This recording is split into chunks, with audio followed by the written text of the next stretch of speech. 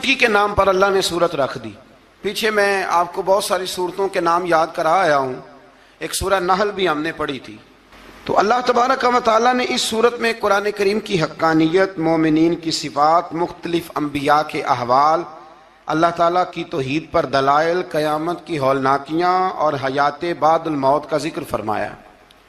اس سورت کی ابتدائی آیات میں ایک بار پھر حضرت موسیٰ علیہ السلام کے احوال اور معجزات کا بیان ہے. آیت نمبر 16 سے سلیمان علیہ السلام کا ذکر ہے. وہ داؤد علیہ السلام کے وارث تھے، بیٹے تھے، اور انہیں پرندوں کی بولیاں سکھائی گئیں. جنات اور انسانوں کے لشکر کا ایک فوجی ڈسپلن کے ساتھ ان کے پاس حاضر رہتے تھے. وہ جو ان کا لشکر تھا نا، اس میں انسان بھی تھے، جن بھی تھے، اور اس کے اندر پرندے بھی تھے.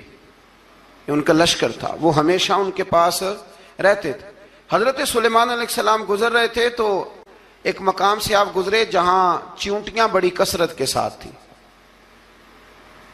تو ایک چیونٹی جو ان چیونٹیوں کی سردار تھی، ان چیونٹیوں کی بڑی تھی، اور مفسرین کرام نے یہ بھی لکھا ہے کہ وہ تھی بھی، ایک آنکھ اس کی کوئی نہیں تھی، ایک ٹانگ اس کی کوئی نہیں تھی، لیکن اس حال میں بھی وہ چیونٹی جو تھی وہ چیونٹیوں کی قیادت کر رہی تھی. تو حضرت سیدنا سلیمان علیہ السلام کا لشکر جب وہاں سے گزرا تو وہ کہنے لگی یا ایھا النمل ادخلوا مساکنکم، کہنے لگی چیونٹیوں اپنے بلوں میں گھس جاؤ، کہیں ایسا نہ ہو کہ سلیمان علیہ السلام کا لشکر بے دہانی میں سلیمان کا لشکر توجہ نہ کرے اور تمہیں پاؤں کے نیچے مسل دے. لہذا اس طرح کرو کہ تم اپنے اپنے بلوں میں گھس جاؤ. حضرت سلیمان ابھی 3 میل دور تھے.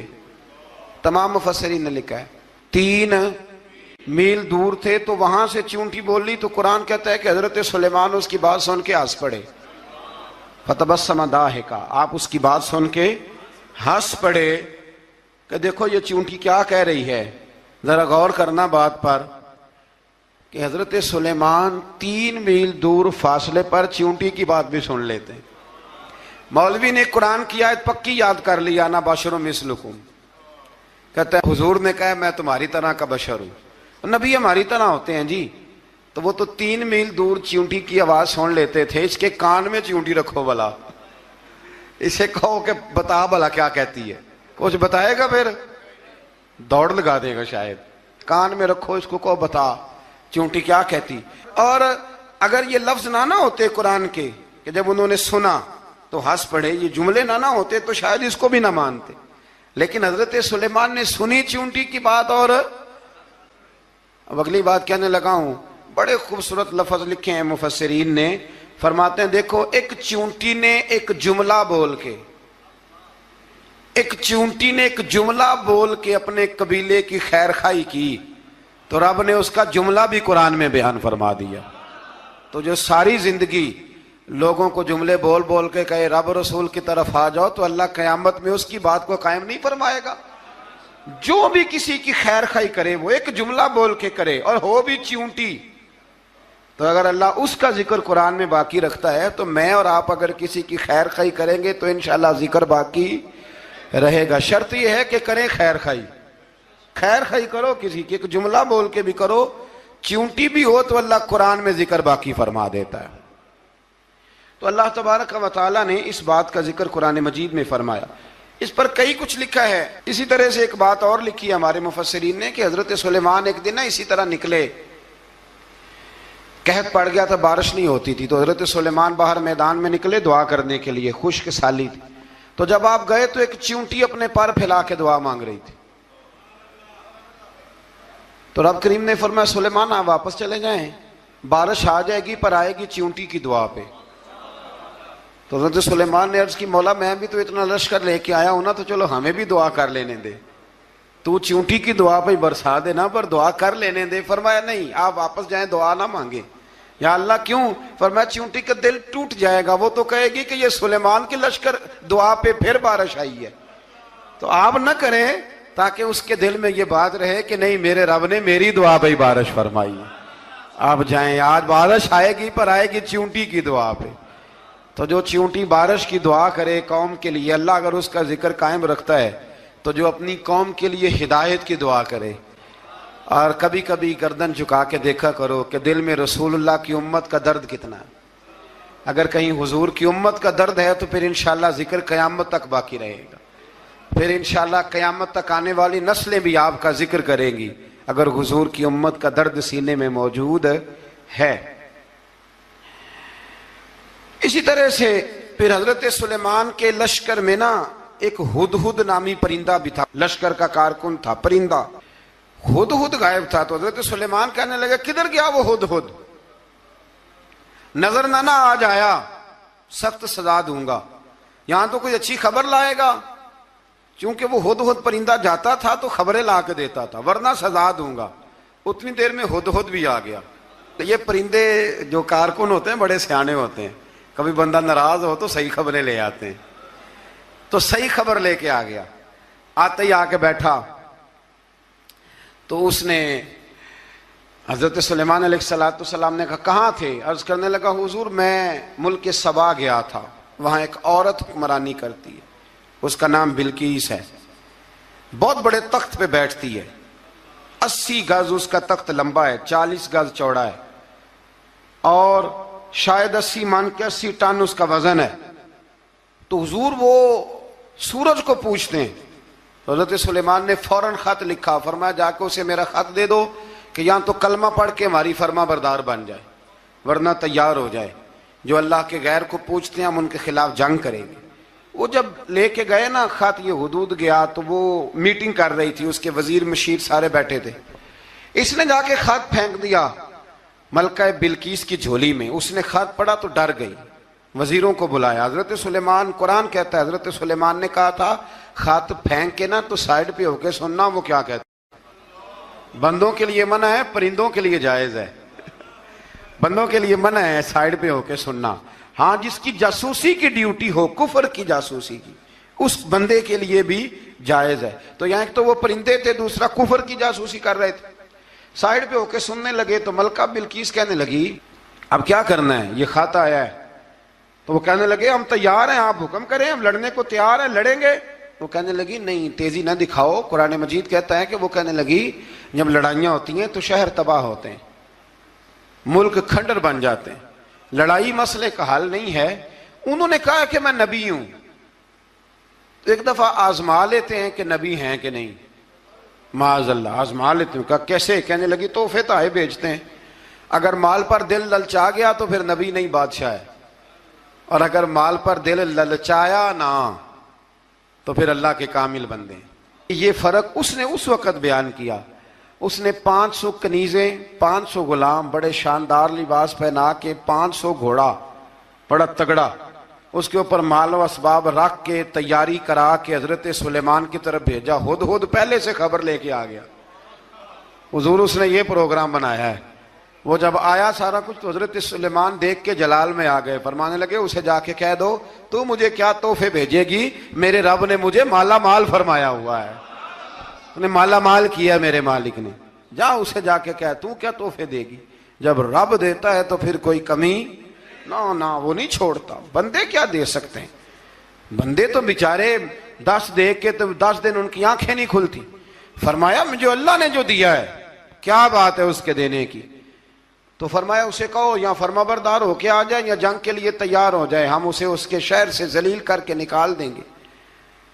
اس نے جا کے جب پیغام دیا تو اور ان لوگوں نے بھی آ کے بتایا کہ وہاں تو ہم عجیب منظر دیکھ کے آئے ہیں کہ جانور بھی ہاتھ باندھے کھڑے ہیں, وہاں تو جنات, سرکش جنات کھڑے ہیں. وہ بادشاہ نہیں, وہ نبی ہیں. وہ جو 500 غلام اور 500 کنیزیں گئی تھی, حوال سنایا آ کے. تو ملکہ بلقیس نے پھر خط لکھا کہ میں فرما بردار ہو کے آ رہی ہوں. مانا کیا ہے, میں کلمہ پڑھنے کے لیے آ رہی ہوں. تو حضرت سلیمان نے کہا بھئی اب اس طرح کرو, ذرا فرش بچھاؤ. انہوں نے فرش بچھایا اس طرح کا کہ اوپر فرش تھا, نیچے مچھلیاں تیر رہی تھیں, لگ رہا تھا دریا ہے. ڈیوٹی لگا دی, جنات نے بچھا دیا. ادھر حضرت سیدنا سلیمان فرمانے لگے اب چونکہ مان کے آ رہی ہے تو اسے اپنی نبوت کی علامتیں بھی دکھانی ہیں. اس نے تخت بڑا شاندار بنوایا تھا, اور خواتین میں جو عادتیں خواتین والی ہوتی ہیں وہ جاتی نہیں. وہ 7 کمروں میں نا پیچھے اپنا تخت رکھ کے تو 7 دروازے بند کر کے آئی.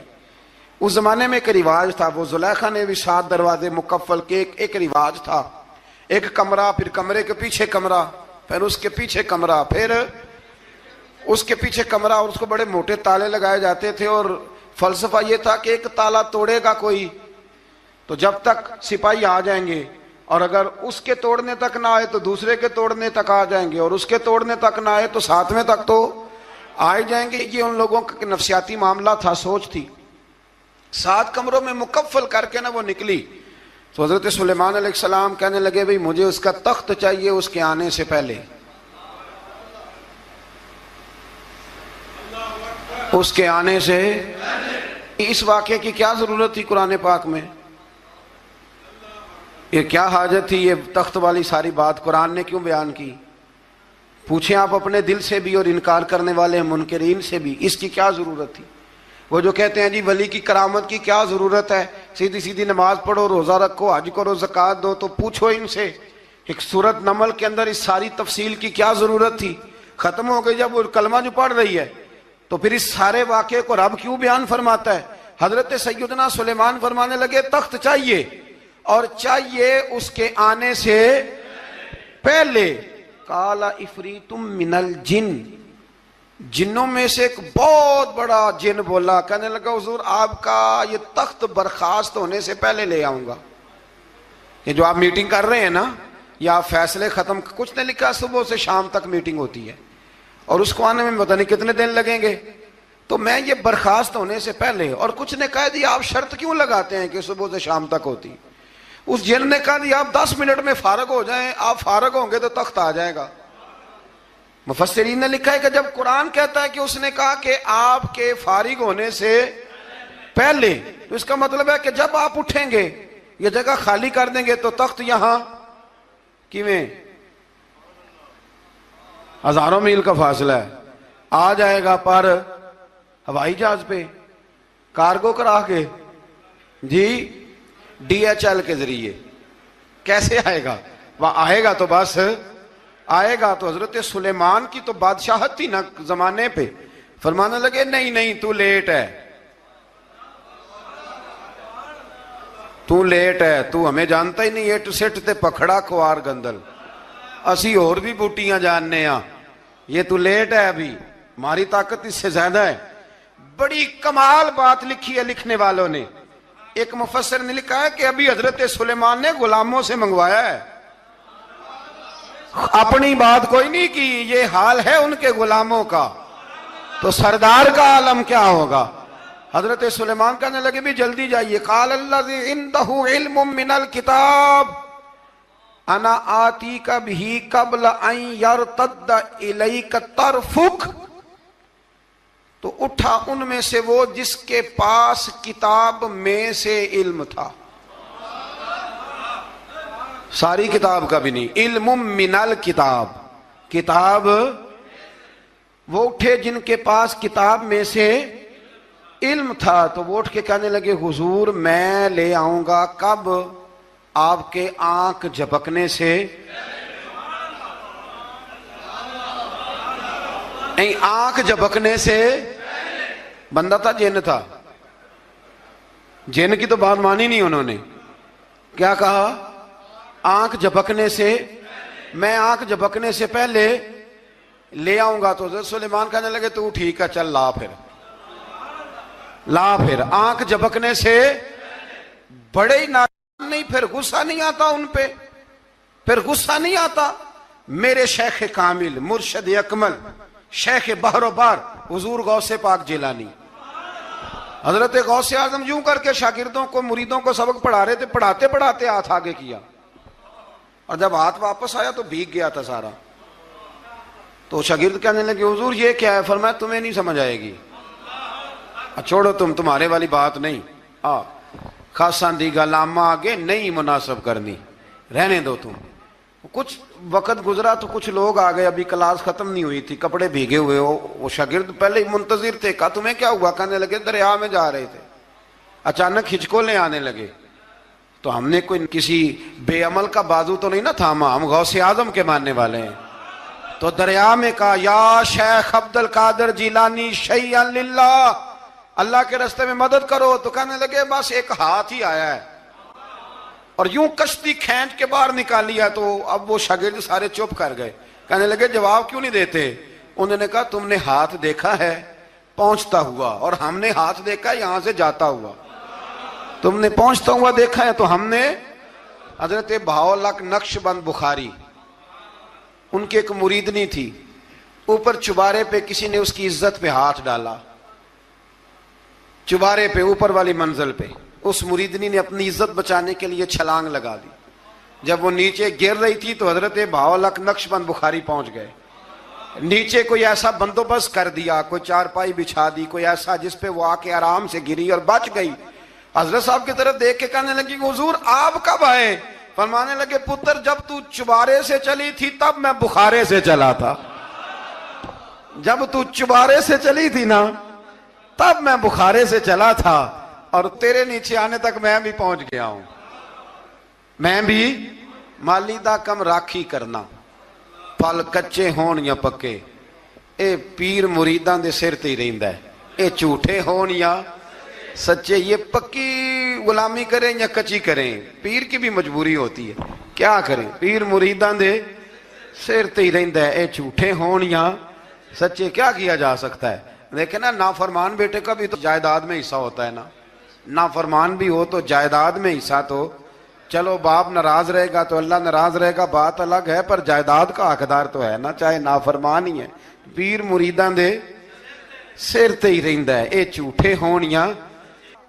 پھر وہ تخت آ گیا تو حضرت سلیمان سے پوچھا یہ کیا ہے؟ قال ھذا من فضل ربی، فرمانے لگے کچھ بھی نہیں۔ حضرت سلیمان کہنے لگے یہ میرے رب کا فضل ہے۔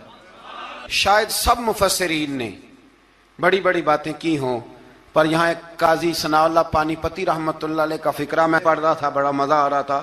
قاضی صاحب فرمانے لگے اس آیت پہ، قاضی صاحب کہتے ہیں جن پر نرا فضل تھا، ھذا من فضل ربی، نرا فضل، فرمایا ان کی تو اتنی طاقت ہے کہ وہ ہزاروں میل دور سے 80 گز لمبا 80 گز چوڑا تخت آنکھ جھپکنے سے پہلے لے آتے ہیں، اور جن کے بارے میں اللہ فرماتے ہیں وَبَشِّرِ الْمُؤْمِنِينَ بِأَنَّ لَهُم مِّنَ اللَّهِ فَضْلًا كَبِيرًا، فرمایا محبوب اپنے غلاموں کو خوشخبری دے دیں، باقیوں پہ نرا فضل تھا، ان پر تو فضل کبیر ہے، ان پر تو بڑا ہی فضل ہے اللہ کا۔ تو فرمایا جن پر فضل کبیر ہو، ایک نہیں، اس پر میں بڑے دلائل دے سکتا ہوں، کرامات اولیاء پر میں بڑے ہی دلائل دے سکتا ہوں، بڑے۔ غوث اعظم رضی اللہ تعالیٰ عنہ کے پاس بادشاہ آیا تو کہنے لگا پیر تب مانوں گا جب سیب کھلائیں گے، سیب کا موسم ہی نہیں تھا۔ تو حضرت صاحب آتے ہی اسے کہنے لگے اب تو میری ولایت کو سیبوں پہ تو نہ تول، اب سیب کھلائے تو ولی یا نہ کھلائے تو ولی کوئی نہیں، یہ تو اب میری ولایت کو سیبوں پہ تو نہ تول۔ تو حضرت صاحب نے یوں ہاتھ اٹھایا تو اللہ نے 2 سیب عطا فرمائے۔ تو وہاں جملہ ہے حضور غوث اعظم کا، فرمانے لگے اگر اللہ حضرت مریم سلام اللہ جو بنی اسرائیل کی ولیہ ہیں، ولی ہے نا، وہ نبی تو نہیں نا، عورت نبی نہیں ہو سکتی، فرمایا اگر اللہ انہیں بغیر موسم کے پھل دے سکتا ہے میں تو محمد عربی کا نوکر ہوں۔ فرمایا اب نہ 2 سیب آئے تھے، تو وہ کہنے لگا میرے تو دل میں 1 سیب تھا نا، تو حضور غوث اعظم نے نا 1 سیب مجھے دیا، 1 میں نے کھایا تو 1 غوث پاک کھانے لگے۔ کہتے ہیں میں نے وہ منہ میں رکھا ذرا ترش تھا، تو میرے چہرے کا وہ رنگ دیکھ کے نا، اثر دیکھ کے کہ تلخی محسوس، تو غوث اعظم کہنے لگے میرے والا کھا۔ تو 1 انہوں نے کاٹ کے ٹکڑا دیا، کہتے کھایا تو بڑا میٹھا تھا، تو میں نے کہا حضور آئے تو دونوں ہی غیب سے ہیں، تو آپ کے والا میٹھا ہے میرے والا کڑوا ہے، تو آپ فرمانے لگے آئے تو دونوں غیب سے تھے، پر ایک کو ذرا ظالم کے ہاتھ لگ گئے ہیں نا، اس کو تنبیہ بھی کر دی کہ ظلم سے باز آ جا، تنبیہ بھی کر دی، فرمایا ہاتھ ظالم کے لگے اس لیے ترش ہو گیا، سیانا بن، 1 نہیں 20 درجنوں۔ لیکن پتہ نہیں کیوں لوگ اڑ گئے، پتہ نہیں کیوں کڑ کے آ گئے کرامت اولیاء کے معاملے میں بالکل۔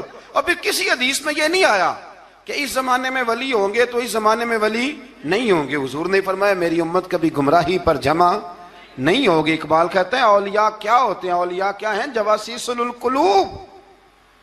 اقبال کہتا ہے ولی کا بہت بڑا ولی تم نے دیکھنا ہو تو اسے دیکھو جو تیرے دل کا جاسوس ہے۔ چلو یہ مشکل بات ہے، میں نہیں چھیڑتا، لیکن جو تیرے وہ جاسوسی کرتا ہے، پر کرتا ہے تیرے دل کی، وہ تیرے دل کا جاسوس ہوتا ہے ولی۔ اور اس پر حضور کی حدیث ہے، فرمایا اس کی فراست قلبی سے ڈر، یہ اللہ کے نور سے دیکھتا ہے۔ ڈر اس کی فراست قلبی سے، اللہ توفیق عطا فرمائے۔ بارہ اس ولی کا نام تھا آصف بن برخیہ۔ آصف بن برخیہ جی حضرت سلیمان کے وزیر تھے۔ وہ آئی ملکہ بلقیس، اور جب وہ آئی نا تو اس نے دیکھا کہ یہ تو آگے سامنے حضرت سلیمان بیٹھے ہیں، اور جو رستہ ہے نا درمیان میں وہ فرش ہے کہ دریا ہے سمجھ نہیں آ رہی، تو اس نے نا اپنا یوں کر کے اوپر کپڑا اٹھانا شروع کر دیا کہ نیچے پانی ہے، تو حضرت سلیمان کہنے لگے چلتی آ، نیچے کچھ بھی نہیں۔ اس نے پیر رکھا، نیچے مچھلیاں بھی تیرتی جا رہی تھیں۔ حضرت سلیمان علیہ الصلوۃ والسلام، آج بھی اللہ نے توفیق دیا نا، لوگوں نے اس طرح کی تعمیرات بعد میں کی ہیں، لیکن اس کے موجد، اس کے پہلے بنانے والے حضرت سلیمان ہیں اللہ کی دی ہوئی توفیق سے۔ تو وہ ملکہ آپ کے پاس آئی، پھر وہ آپ کی فرما بردار ہو گئی، اور بعد مفسرین نے یہ لکھا ہے کہ اس نے جب کلمہ پڑھا تو پھر اس کا نکاح بھی حضرت جڑے رہ نہیں سی سکدے دید بنا، اج انہاں بھی باریاں ماریاں نے، جدوں چمن وچ خزاں نے بال کھولے، تے پنچھی اڑ گئے مار اڑاریاں نے، محمد بوٹیا جھوٹا ہے جگ سارا،